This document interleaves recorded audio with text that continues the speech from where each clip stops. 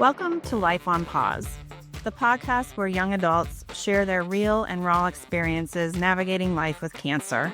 In this episode, we dive into the power of support systems, how they come in all shapes and sizes, from chosen families to unexpected communities. Our guests open up about finding strength in online connections, family, friends, and even colleagues.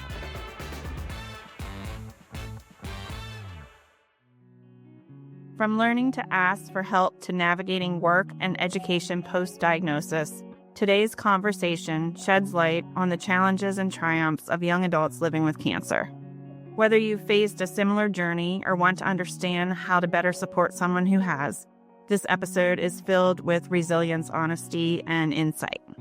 So let's begin with this question. How can society, the people around you, or your community be more supportive of your career and educational experiences? Our support systems are how we get through this. And I think they come in so many shapes and forms. As a queer person, going through my treatment during the pandemic, I relied a lot on online connections with people. And I think there's a lot, when we hear these stories like Quincy went through and Bailey with, bullying and whatever, there's also the opposite end of the spectrum. There's some really wonderful people that are, I'm sure, all part of our support system, whether it's, chosen family, our actual family, however that works out. I'm originally from Seattle, and so my immediate family is in Seattle and Washington State. And so that's 1,000 miles away. But when I was going through chemo, I went through 7 aggressive rounds of cisplatin and Alimta. And I remember one day I just told my mom I couldn't do it. And she's like, well, you don't get to quit because I did it. Because my mom had non-blood related Hodgkin's lymphoma. And so she fought it. And so, I think, at least for me, sometimes when you get angry at your situation, you get angry at life. Those moments where you just have flare ups or just rage. You're just fuck, I don't want to do this. I'm tired of it. And then most people around you can't understand, but my mom could.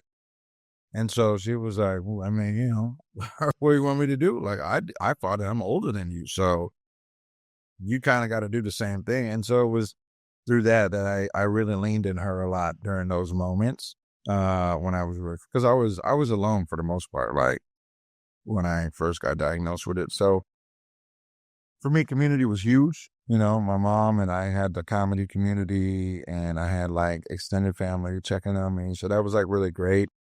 But it really changed my career a decade later, come to think of it, because I got diagnosed 30. I think I was about to turn 30 when I got diagnosed. And, I've done a lot of careers in between now and then. I did comedy. I've written for television. I've done a lot of things. I've driven trucks, but at 40, I just was I want to be a nurse. I want to do that. So I've gone back to school. I already had my degrees and everything. I was just so now I'm the people I used to make fun of, a 40-year-old going to community college with a rolling backpack. And it's funny how life kind of takes you on these twists and turns, because it was I want to do that.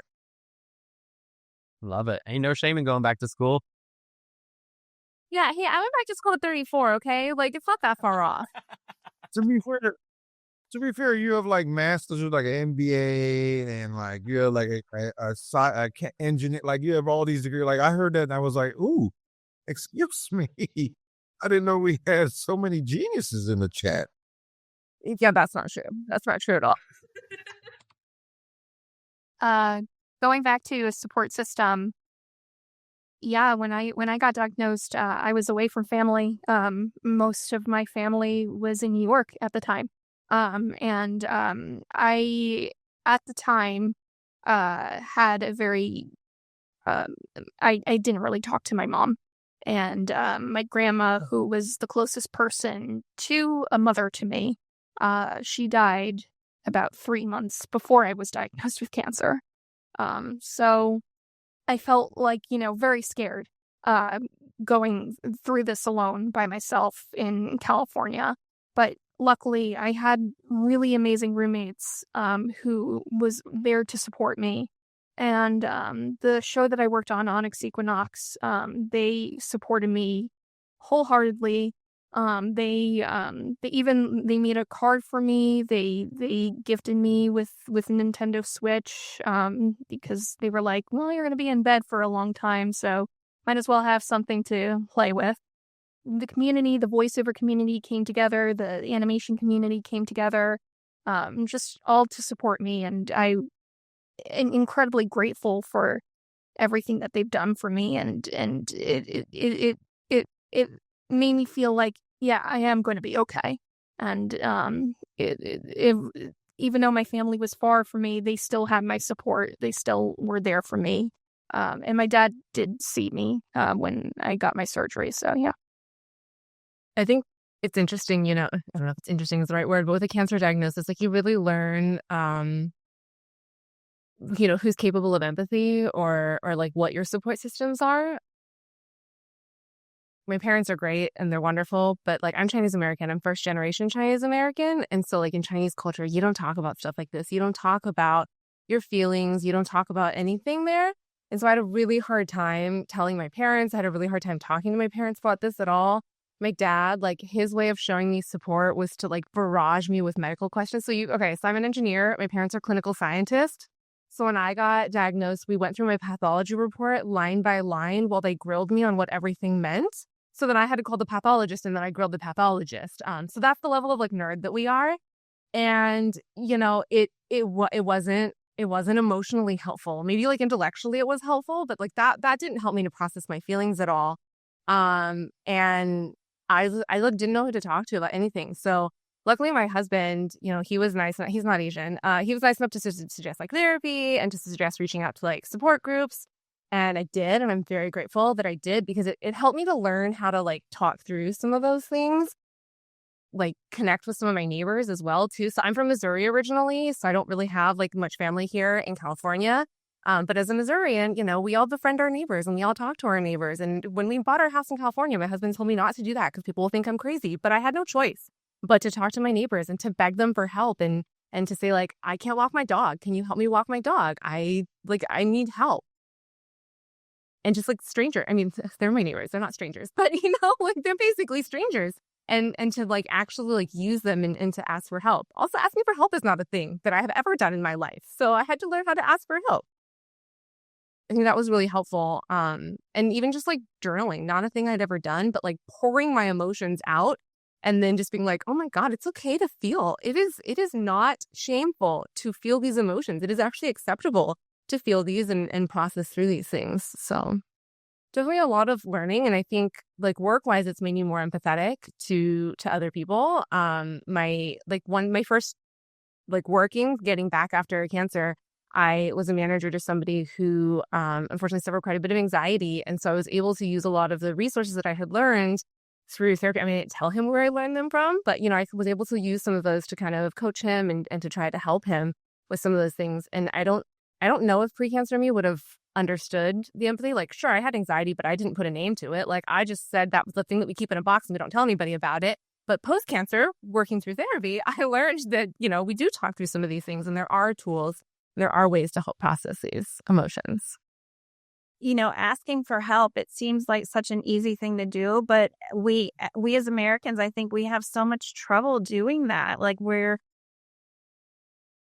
just have a culture of like, yeah, just pull yourself up by the bootstraps and be independent. And, and the reality is everybody needs somebody all the time. Like we're not meant to be living a life alone without community supports.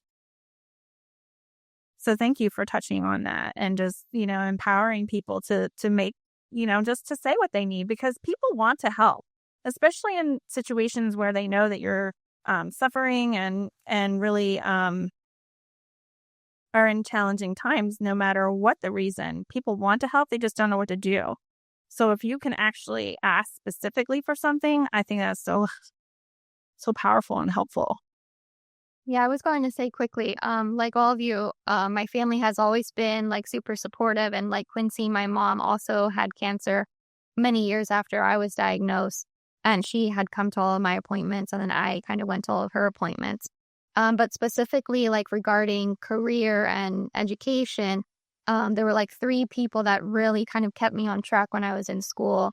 And I had a very good guidance counselor, which I heard lots of experiences where schools didn't really give a lot of support.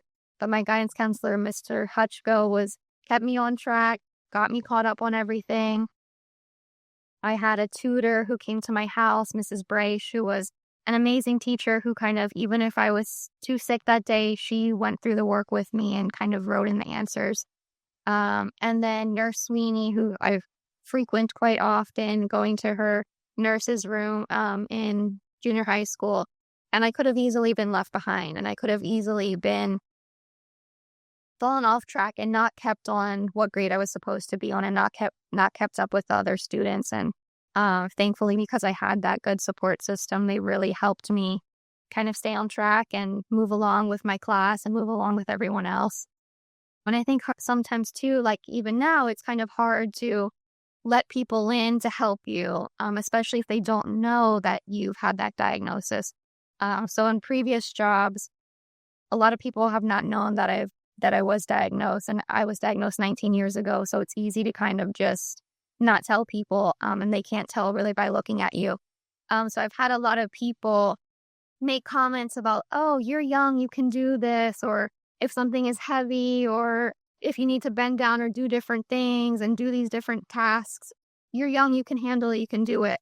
And it's really hard not feeling like people understand that age is not always connected to experiences. And just because I'm somewhat younger than some of the people that I've worked with previously doesn't mean that I haven't experienced things, and doesn't mean that I don't need a knee replacement, or doesn't mean that I don't have side effects or different things affecting me.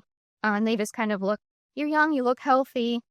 And it's not really their fault for some of it, because if I'm not telling them, then they really don't know. But people making assumptions in your job just about what you can or can't do, and not really knowing, and kind of having to quietly deal with that if you don't feel like you want to share that, especially being so far from your diagnosis and just trying to move on from those things. But it would be helpful sometimes in different situations if people kind of knew your background and knew what you were still kind of silently dealing with.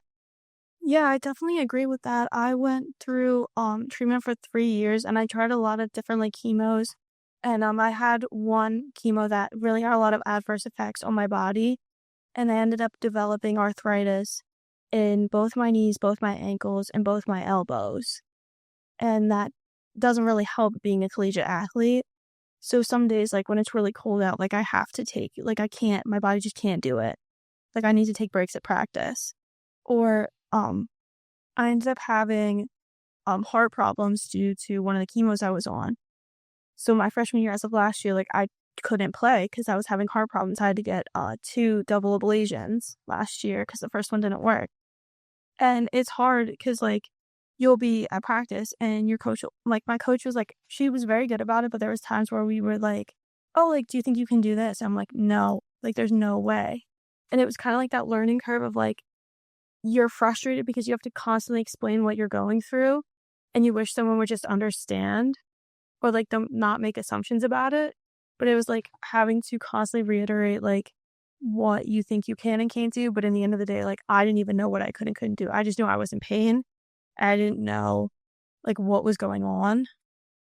And like my athletic trainers here are amazing, but still like I would be in there having to get rehab because I have arthritis in my knees, while like the guys are in there just like stretching because like their hamstring hurts. Like it was like also like really stressful for me as a whole, trying to be like, okay, like I'm 20 years old and I have the body of like an 80-year-old, like trying to balance that out, especially like being as active as I am.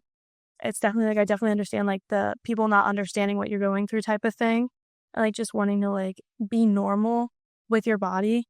But like at the end of the day, like your body is in with everything it's been through.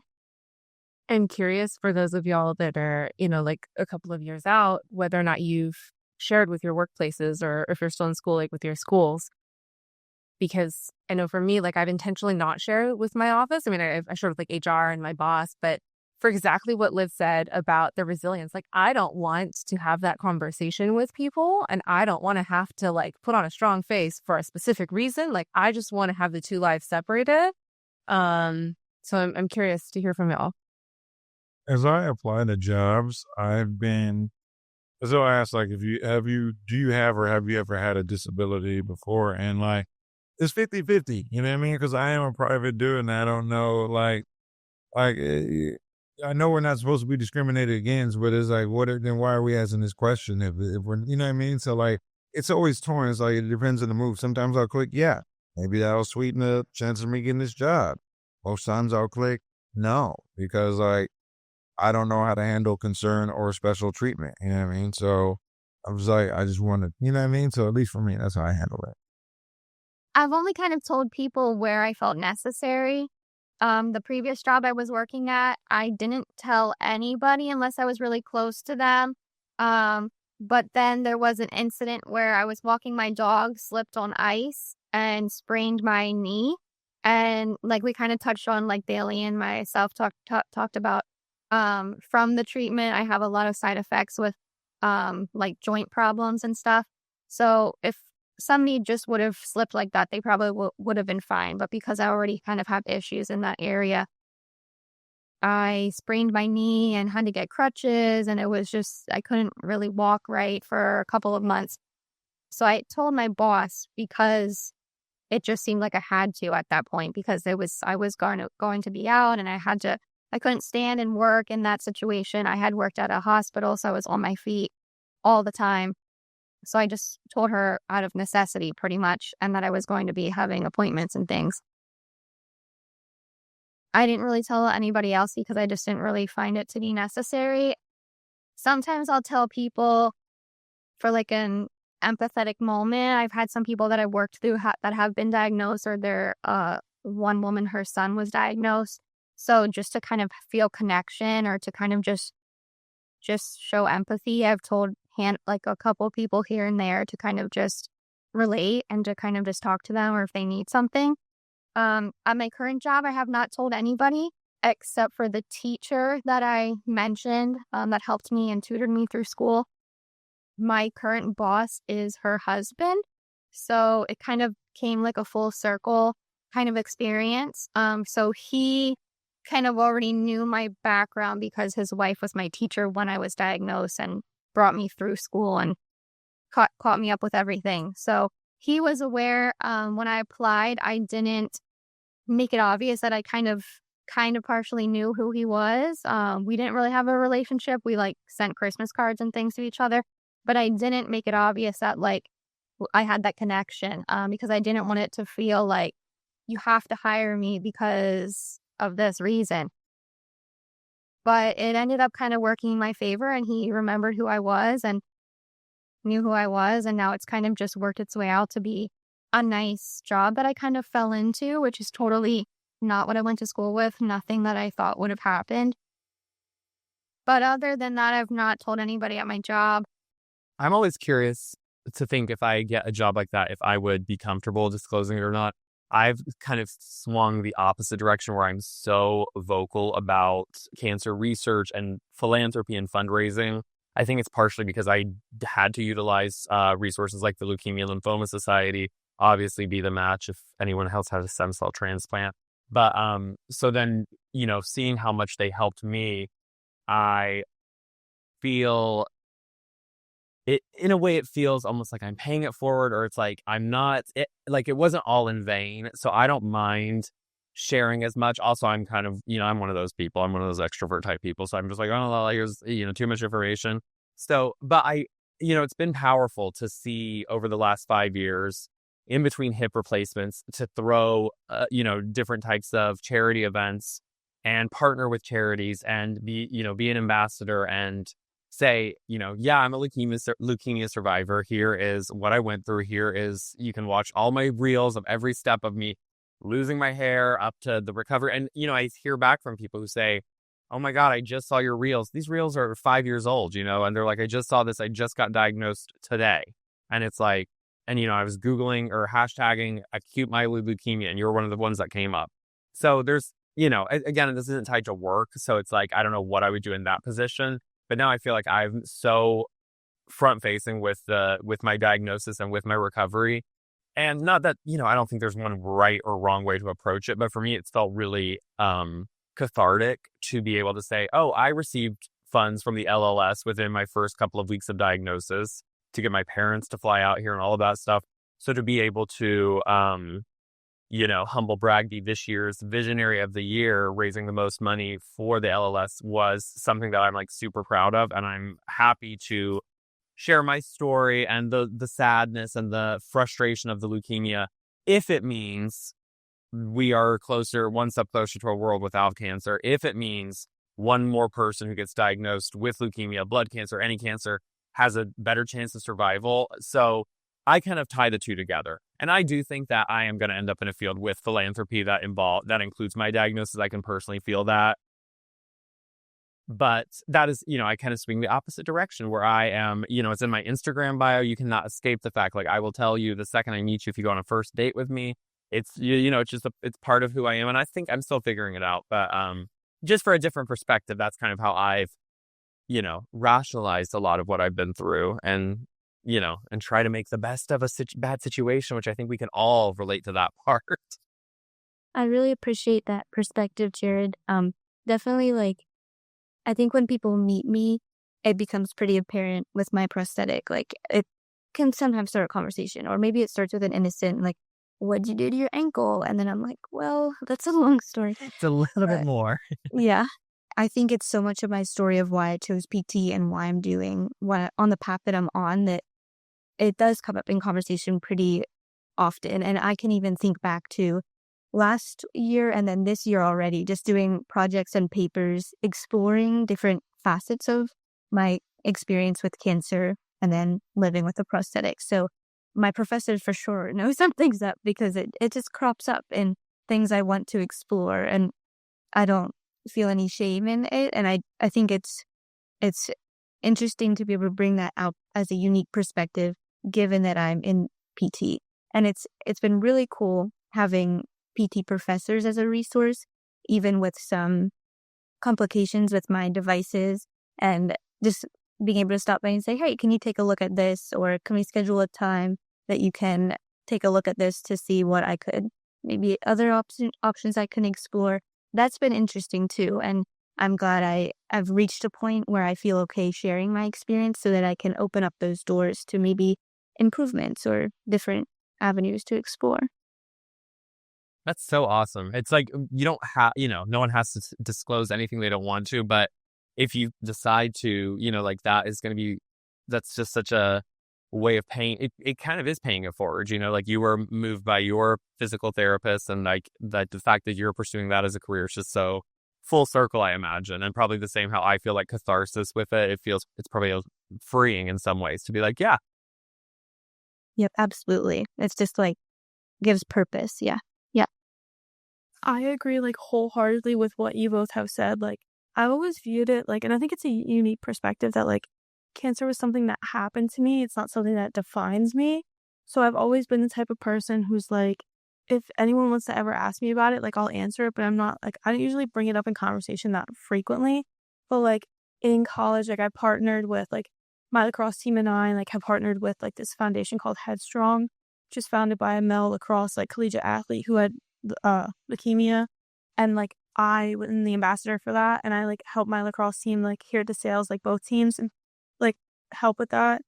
And then I also like I speak at my Relay for Life's at home, and like I spoke at the one here in college too, because I feel like personally like I have such a unique perspective of like I want to raise awareness to it for people our age, like at least my age, because like being in like your late teens, like early 20s, like it's not talked about.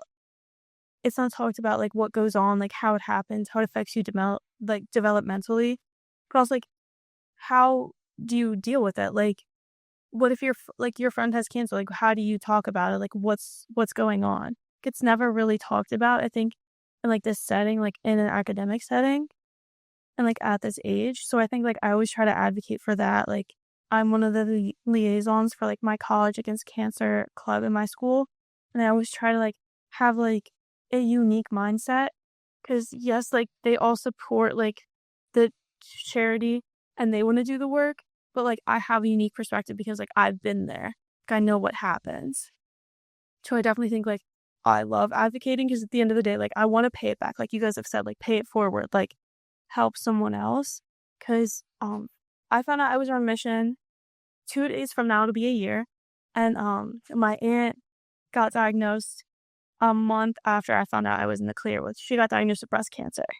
So it's one of those things for me. I was like, this is my moment to like pay it forward. Like I went to almost all of her doctor appointments with her and like helped her along the way. And it was like I felt like peace in it for me, at least, to like be able to like help someone else with it. And I think that's when I kind of like found my calling in a way. And even in like the sports world, it's not talked about at all. Like there's multiple professional athletes and collegiate athletes that have it and you just don't hear their stories.